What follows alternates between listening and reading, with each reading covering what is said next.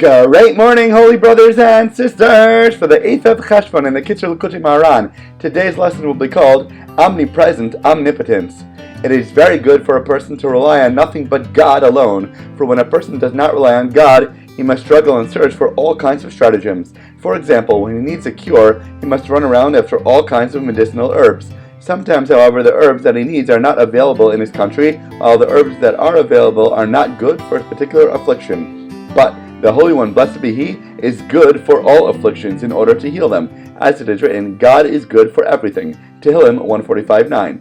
Furthermore, God is always available for every person. As it is written, for what great nation has God as close to it as the Lord our God is to us whenever we call Him? Devarim 4:7. See Devarim Rabbah, Pshat ve'Eschanan on the verse, for what great nation is there, and Yerushalmi Brachos 9. Therefore, when one has a sick person in his home, God forbid, he must rely entirely on prayer and supplications. This is something which is easily attainable, and it will certainly always help him. But in order for a person to be healed by doctor's remedies, he must seek and search a great deal in order to find a doctor who can cure him. Moreover, the trust is that in most cases, there is no such doctor available, and most of the time, the doctors do more harm than good. See Psachim 113a. Rav said to his son, Rabbi Chia, do not take medicines. Rashi explains there, do not be accustomed to taking medicines, because all medicines that are good for this are bad for that.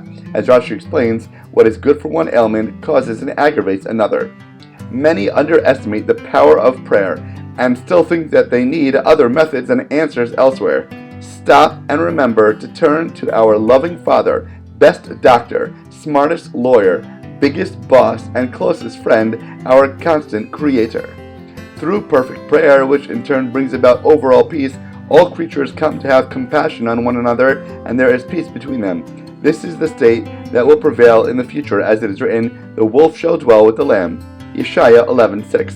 Then God will show compassion to all of them, as in the verse, His compassion is upon all His handiwork. Tehillim 145:9. As our sages of blessed memory said, whoever has compassion on others, heaven has compassion on him. As it is written, He will give you compassion and be compassionate to you. Devarim 13:18, Shabbos 151b. What goes around comes around. Measure for measure. Be great, kind, caring, giving, and compassionate to others to receive it all back in kind. As always, thank you so much for learning together. If you enjoyed this lesson, please remember to like, comment, share, and borrow. And please God, we'll learn again tomorrow.